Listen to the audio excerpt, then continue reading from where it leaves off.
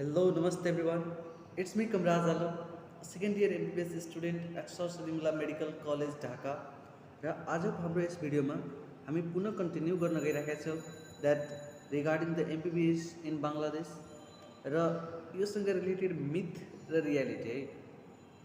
र in this video I am going to particularly discuss about all the scholarship procedure that how I got my MBBS seat for scholarship in Bangladesh.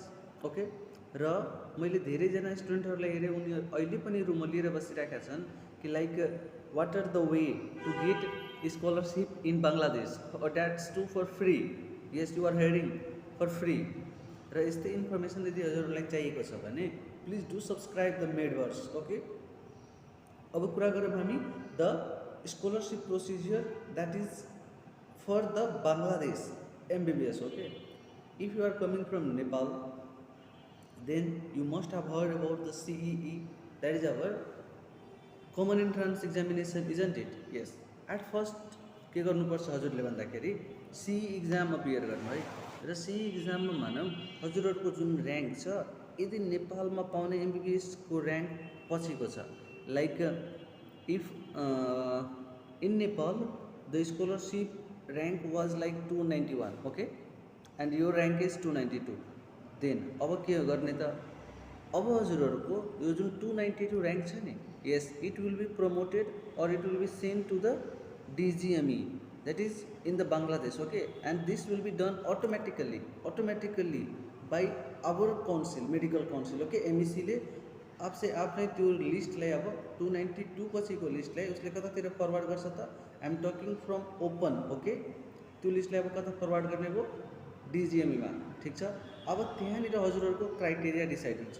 And यो criteria के त, regarding your +2 marks, if you have certain criteria regarding the +2 mark, okay, that हजुरहरूले जुन major subject छ physics, chemistry, biology pass गरेकै हुनु पर्यो र यहाँको इक्विभ्यालेन्ट अनुसार एटलिस्ट 4 GPA। अब ला 4 GPA कसरी ल्याउने त? No, it's not like that. यहाँनिर जुन GPA इक्विभ्यालेन्स हुन्छ it is done on the range of 5। अब यो 5 मध्ये हजुरहरूको एटलिस्ट 3.75 to 4 GPA एटलिस्ट हुनै पर्यो यी तीनवटा मेजर सब्जेक्टमा। क्लियर? अब त्यसपछि के हुन्छ त, यहाँबाट अब हजुरहरूले लिस्ट पाउनुहुन्छ from DGME that this particular students have been selected for MBBS quota in Bangladesh. Okay, clear छ? अब भनौँ कि कोही भाइ बहिनीहरू ओपनबाट हुनुहुन्छ है, कोही यदि ओपनबाट छ भने अब उनीहरूको सेम प्रोसिडियर हुन्छ। नेपालमा जति र्याङ्क पायो त्यसपछि बाँकी भएको कुराहरू MECले आपसे आप के गर्छ त, अब यसलाई डिजिएमईमा फरवर्ड गर्छ। डिजिएमईले अब पुनः यो सबै क्राइटेरियाहरू फिलअप हेरेर फुलफिल भएको छ कि नै, if all the criteria are fulfilled and you are then get eligibility. Okay, त्यसपछि हजुरहरू इलिजिबल हुनुहुन्छ। From here you will get the list, your name list will कम।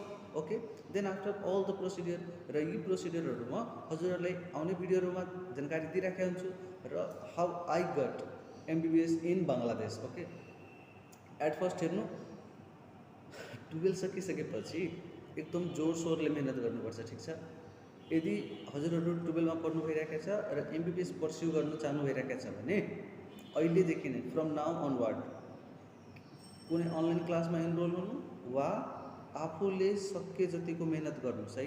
त्यसपछि CE एक्जाम अपियर गर्नुपर्छ, which is one of the most competitive exam in now date in Nepal. Okay, त्यो कुरा appear गर्नु पर्यो। त्यसपछि के हुन्छ भन्दाखेरि अब यदि हजुरहरूको CEमा नाम आयो है, नेपालमै लिस्ट पायो भने त धेरै राम्रो। ठिक छ, तर यदि नेपालमा आएन भने अब के स्याड भएर बस्ने त? No, it's not like that. म पनि सुरुमा के थियो भन्दाखेरि ला नेपालमा MBBS पाएन, अब के गर्छु, अब पढ्न पाउँछु कि पाउँदिनँ, राम्रो क्वालिटी पाउँछु कि पाउँदिनँ। बट यहाँ आइसकेपछि इन ढाका और in other states of the Bangladesh, until and unless if you are getting the government medical college that is of the high quality, okay, so you need not to regret about that I didn't get the MBBS scholarship in Nepal. No, you don't need to regret. Even यहाँनिर आउनुको plus point के छ भन्दाखेरि your expenses will be in very moderate amount, so एउटा हाम्रो लागि plus point हो। ठिक छ, अब हेर्नुहोस् त, यहाँनिर आइसकेपछि currently I am living in the Dhaka. Okay, Sir Salimullah Medical College, which is one of the best college over here. यहाँनिरको जुन मेडिकल फेसिलिटीहरू हेर्नुहुन्छ भने हजुरहरू दङ्ग पर्नुहुन्छ। यहाँनिर इभेन इन्टर्नसिपको फेसिलिटीहरू it is of the high note, clear. So you need not to regret. Like अब यो वर्ष जुन भाइ बहिनीहरूले सी इक्जाम दिनुहुन्छ फर 2082 नेपालमै स्कलरसिप पायो भने धेरै राम्रो है। तर यदि हजुरहरूको ऱ्याङ्क मुनि छ र नेपालमा स्कलरसिप पाएन आइदर ओपनबाट वा कोटाबाट, then you need not to regret about this things. यहाँनिर आइसकेपछि हो फेरि म यो कुरालाई एक्सेप्ट गरिराखेको छु र मैले आफ्नो प्रिभियस भिडियोमा पनि भने कि for some days like for 2 to 3 months you will be facing the language related issue, but don't need to be panic over here, okay, ठिक छ। र यदि हजुरहरूलाई फर्दर गाइडेन्स पनि चाहियो यहाँनिर आइसकेपछि पनि, सो मेरो अब वाट्सएप नम्बर नोट गरेर राखिराख्नुहोस्, that is 9819656083। You can contact with me here directly any issue regarding your study. Even we are trying to launch such a program by the help of which we can reach to maximum Nepali and Indian students, so we can help them in their syllabus, in carrying out their study, in pursuing their MBBS education, okay. So these are the things, these are the fundamental things which you must need to look after. Like अब panic चाहिँ हुनु भएन है कि मैले आफ्नै कन्ट्रीमा scholarship पाएन, ठिक छ।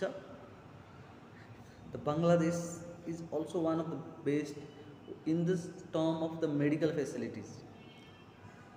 So do the hard work, keep subscribing our channel, keep sharing it with your friends so they can get to know about the reality, okay. There are many myths here and there regarding the Bangladesh, that it like this country, it like that country, but it's not like it, okay. So get the information from authentic one। जस्तै कि यहाँनिर बसेको मान्छेले हजुरलाई जे भन्न सक्छ नि, त्यहाँनिर बसेको मान्छे अब सुते सुते के भन्ला र, हो कि नै, ठिक छ। So till then take care, bye by.